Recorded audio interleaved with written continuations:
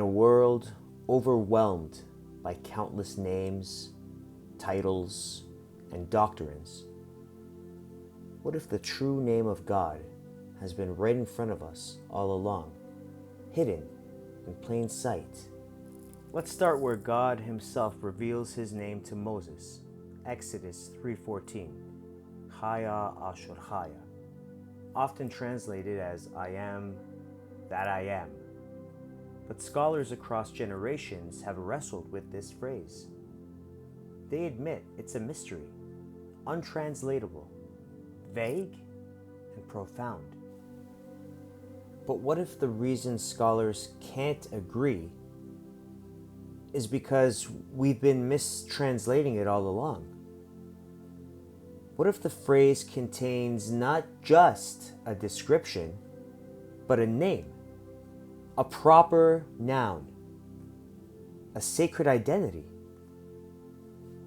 The phrase I am that I am, often associated with the biblical God's revelation to Moses, has multiple interpretations and translations, reflecting the complexities of translating ancient texts, particularly when dealing with philosophical or theological concepts.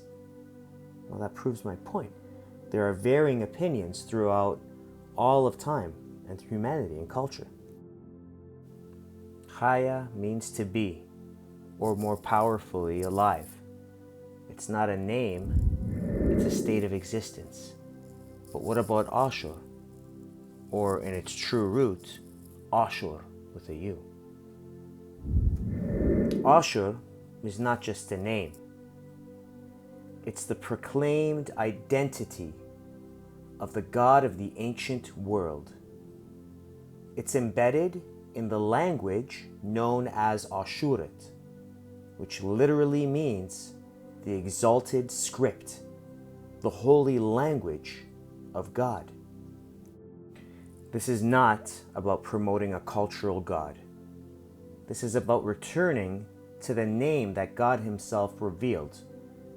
Not a man-made title, not a translation, but a name, Ashur, the ever-living.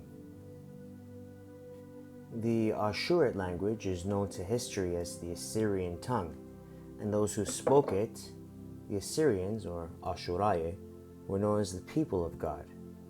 The word Assyrian is a Western translation of Ashuraya.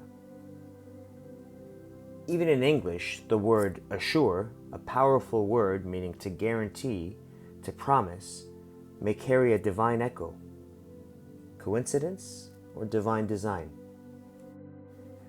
When Jesus says in John 8:58, before Abraham was, I am, the original message may have been, before Abraham was, Ashur was alive. He wasn't just stating existence. He was proclaiming the divine name, one that predates Abraham, a name Moses already heard, a name known to the people of Nineveh. He even said, the people of Nineveh will rise in judgment against this generation, a reference to the Ashuraya, the people of Ashur, who once listened to Jonah, while today we ignore the truth they preserved. To this day, the Assyrian people, the descendants of the Ashuraya, the men of Nineveh, are persecuted, marginalized, forgotten. And yet, Jesus said, the meek shall inherit the earth. Perhaps it is these people, the speakers of the exalted script, who carry the true name of God. Not by force, not through conquest, but by faith and by endurance. This is not a call to division, It's a call to truth, to go beyond man-made titles, beyond centuries of translation and misinterpretation, and rediscover the name of God, a name that He gave us, Asher. A name tied not to religion, but to life itself. Asher is alive. That is what was said at the burning bush. That is what Jesus echoed. That is what history hints at. That is what the soul already knows. So ask yourself, in a time of confusion, what endures? What lives? The only thing that truly is, the ever-living, the one who is, Asher.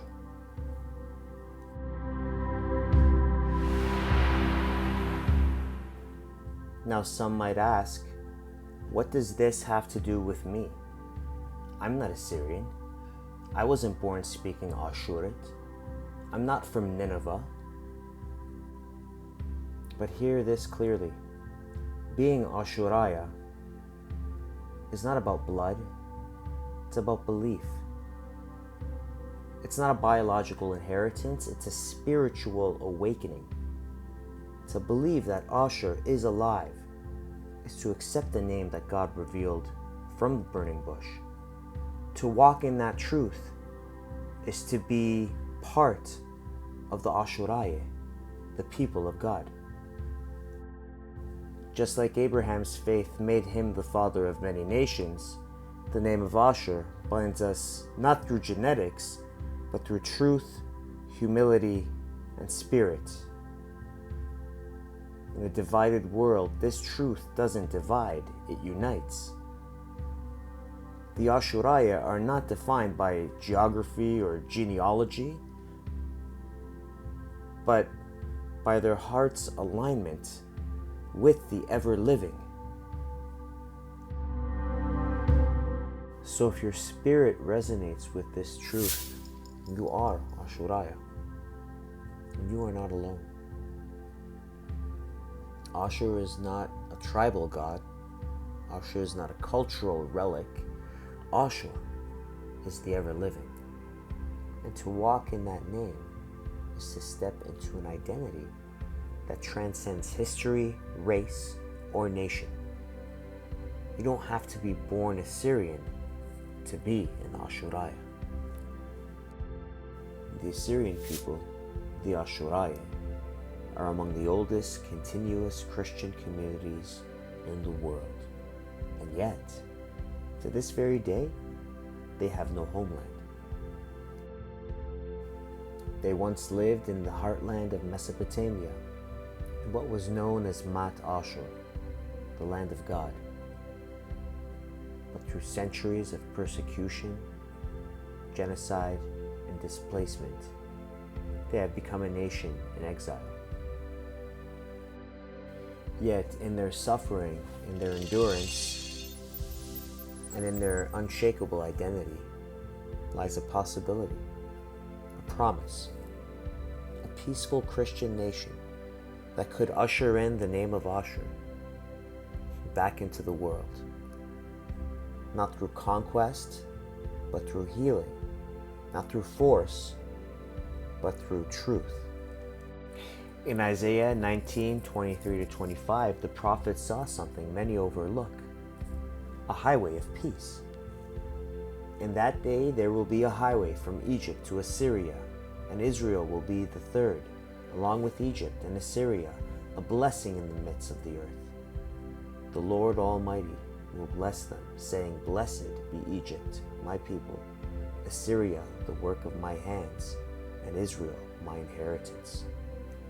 Isaiah's prophecy is not about war. It's not about apocalypse. It's about reconciliation. Three ancient lands, once enemies, becoming united in worship, in peace, and in divine blessing. Why then, in modern theology, do we chase an ending filled with destruction? Why are we obsessed with the book of Revelation when Jesus himself quoted Isaiah, the prophet of hope and restoration? When Jesus began his ministry, he read from Isaiah, not Revelation. He proclaimed healing, freedom, good news to the poor, a binding up of the brokenhearted. Maybe the end of this story isn't destruction at all. Maybe the real revelation is the name of God returning to the earth through a nation born not of power, but of faith, through a people who never gave up, though the world gave up on them. If the world is to be healed, perhaps it begins by honoring the truth that was hidden in plain sight. Ashur is alive, and he is calling his people from every nation to walk the highway of peace. This is not about prophecy fulfilled in destruction. This is about prophecy fulfilled in restoration. The people of Ashur and all who walk in his name are being called, not to fear, but to build. Let the nations rise not in war, but in wisdom. Let the world see that the meek, the forgotten, the exiled, the Ashuriah, shall indeed inherit the earth. Chaya, Ashur Chaya.